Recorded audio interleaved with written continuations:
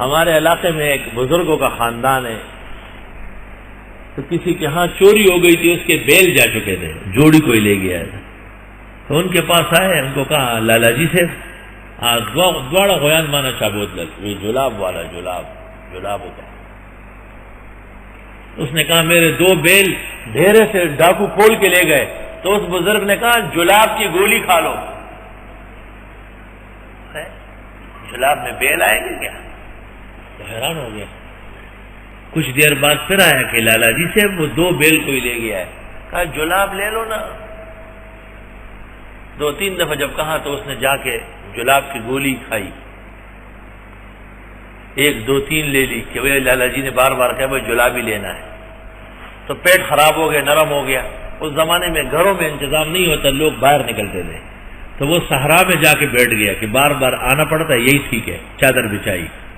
اب جب سے ڈاکوؤں نے بیل چوری کیے تھے، اب کے نکال کے لے جا رہے تھے اسی راستے سے، ان کو کیا پتا تھا کہ مالک رات کو بیٹھا ہوا جنگل میں، اس نے شور مچا وہی میرے بیل یہ ہے، تو وہ ڈاکو بھاگ گیا، یہ بیل پکڑ کے لے آیا۔ لالا جی صاحب کی خدمت میں آیا کہ حضرت بیل مل گئے، فرمایا یہ تو ملنے والے تھے، تم جلاب نہیں لے رہے تھے، میری بات نہیں مان رہے تھے۔ اللہ اللہ، گفتائے اللہ بود گرچہ ازہل کو میں عبداللہ بود۔ یہ تو پیغمبر ہے، اللہ کا حکم سنا رہے، ان اللہ یامرکم ان تذبحوا بقرہ۔ قالوا کہنے لگے تتخذنا ہزوا، آیا آپ بناتے ہیں ہماری ہنسی اور ٹھٹھا؟ قال اعوذ باللہ ان اکون من الجاہلین، فرمایا اللہ کی پناہ کہ میں ہو جاؤں غیر سنجیدہ لوگوں میں سے۔ قالوا کہنے لگے ادع لنا ربک، دعا کر لے ہمارے لیے رب سے، یبین لنا بتا دے، ما ہی کیسی گائے ہے۔ قال انہ یقول انہا بقرہ، حضرت نے فرمایا بے شک اللہ فرماتے ہیں کہ یہ ایک گائے ہے، لا فارض ولا بکر، نہ بہت بھوڑی ہے نہ بہت گھوڑی ہے، گڑیا، نہ بہت بڈھی ہے فارض، جو ایسی بوڑھی ہو جائے کہ چمڑا اتر جائے، اور بکر بالکل خی زوانا جانا، عوان بین ذالک، درمیانی ہے اس کے بیچ میں، ففعلوا ما تؤمرون، کر لو جیسے کہا جاتا ہے۔ حضرت نے اشارہ کیا باتیں چھوڑو، گائے کاٹو، یہ کیا بار بار آ رہا ہے، کیسی گائے؟ اس زمانے کا تعویذ لینے والا، تعویذ گلے میں باندھ دو تو ہم کہتے ہیں بازو بھی باندھ دے، کہتے ہیں بازو بھی باندھ دے تو ہم کہتے ہیں ران کے ساتھ باندھ دے، کہتے ہیں ران کے ساتھ باندھ دو، کہتے ہیں چھت کے ساتھ باندھ دے۔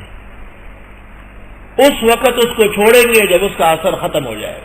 اگر وظیفہ اور عمل لے کر کے شروع کر دیا عمل، فوراً طاقت بڑھ جاتی ہے، جتنے سوالات اتنے ہی اثر غائب، یہاں تک کہ 10 سال تک پھر کام اٹک جاتا ہے۔ تو میں ان سے کہتا ہوں دم درود اور تعویذ سے بنی اسرائیل کی گائے بنا دیتے۔ موسیٰ علیہ السلام نے اشارہ کیا ففعلوا ما، وہ جیسے کہا جاتے کرو جلدی گائے کاٹو، پھر آ گئے۔ قالوا ادع لنا ربک، کہنے لگے دعا کیجیے ہمارے لیے اپنے رب سے، یبین لنا بیان کرے، ما لونہا اس کا رنگ کیسے ہوگا۔ قال انہ یقول انہا بقرۃ صفراء فاقع لونہا، بے شک اللہ فرماتے ہیں کہ یہ گائے ہے زرد رنگ کی، بالکل شوخ ہے اس کا رنگ۔ اللہ اللہ، زرد رنگ کی گائے ہوتی نہیں، بہت کم، اکثر سرخ ہوتی ہے، سفید کالی چتکبری۔ امتحان کٹن ہو رہا ہے، سوالات کی وجہ سے کثرت سوال سے جواب میں الجھن پیدا ہوتی ہے۔ تسر الناظرین، خوب بھلی لگتی ہے دیکھنے والوں کو۔ پیلے رنگ کی زرد رنگ کی گائے ہو، اور نہ بوڑھی ہو نہ بہت چھوٹی ہو، میانی ہو، تو بہت زیادہ آنکھوں میں بھلی لگتی ہے۔ پیلے رنگ کا امامہ جیسے مولانا کا ہے، اور حضرت مفتی صاحب کی خاص شعار ہے۔ مولانا ادریس کاندیلوی نے سیرت مصطفیٰ میں لکھا ہے کہ غزوات میں جتنے ملائکہ آئے ہیں اور ان کے عمائم کے جتنے الوان ہیں سب ضعیف ہے سوائے زرد رنگ کے، وہ قوی روایات ہے۔ یہ محاکمہ جلال سیوطی نے کیا ہے۔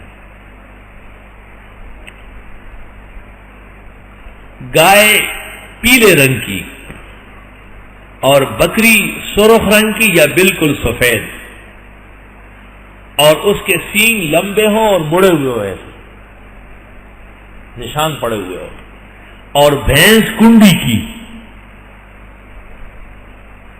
سرحد والے کو کہتے ہیں تور لمئی، سندھی اور پنجابی کہتے ہیں کنڈی کی بھینس، یعنی نہ سر پہ سفید داغ ہو نہ دم میں سفید پھول ہو، بالکل کالی ہو، لازمند دودھیا ہوگی، آنکھیں بند کر کے خریدو۔ اور بھیڑ جس کے کان اور سر داغی ہو، کالے کالے دھبے ہو، اس پہ رنگتوں سے حیوانات متاثر ہے۔ وفیہ حکایت عجیبہ، میں جب چھوٹا تھا بالکل 7-8 سال کا تھا، میں نے ایک ریوڑ دیکھی تھی بھینسوں کی، اس میں ایک بھینس تھی، اس کا دودھ ختم نہیں ہو رہا تھا، 2-3 بالٹیاں بھر بھر کے نکالی، تو میں نے سمجھا کہ یہ 2-3 ٹائم کی بھری ہوگی، شام کو پھر میں جا کے بیٹھ گیا ہوں، پھر اتنا دودھ نکلا۔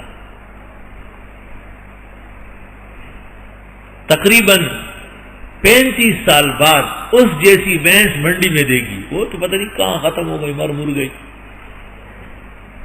میں نے جب بھینس دیکھی تو مجھے وہی بھینس یاد آئی، وہی نشانیاں، وہی سر، وہی کھال، وہی چمڑا، وہی قد و قامت۔ میں نے کہا خدایا علم تیرے پاس ہے لیکن نشانی زبردست ہے۔ میں نے اس شخص سے کہا یہ بھینس کتنے کی ہے؟ سودا ہو گیا، لے آیا، میں باڑے میں کھڑی کی، جب وہ پہ آ گئی اتنا ہی دودھ تھا جتنا میں دیکھ چکا تھا، کیونکہ نشانیاں وہی تھی، اتنا ہی دودھ وہ بھینس دے رہی تھی۔ یا اللہ،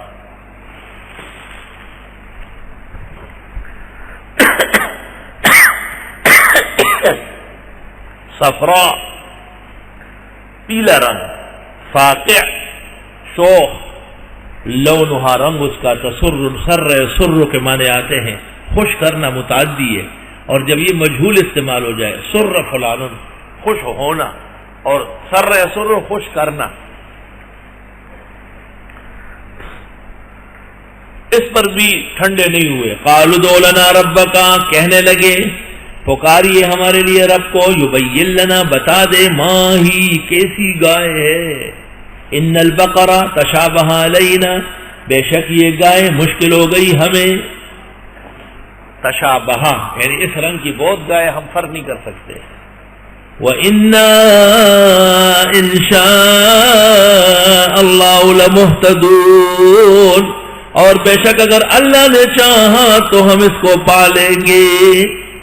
حدیث میں ہے اگر انشاءاللہ پہلے کہہ دیتے فوراً مل جاتی، اور اگر انشاءاللہ نہ کہتے تو بہت دیر تک، ایک روایت اکرمہ کی ہے قیامت تک تلاش کرتے تب بھی گائے نہیں ملتی۔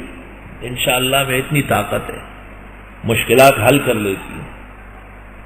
قال انہ یقول، حضرت نے فرمایا بے شک اللہ فرماتے ہیں، انہا بقرہ، بے شک یہ گائے ہیں، لا ذلول تثیر الارض، نہ تھکی ہوئی ہے چیر پھاڑ کر زمین، اثار یسیرو، یعنی نہ جوتی ہے جو چلاتی ہو حل، ولا تسقی الحرثا، اور نہ اس کا کنارہ بنا ہوا ہے رہٹ چلا کر، نہ جوتی دا اور نہ رٹی دا۔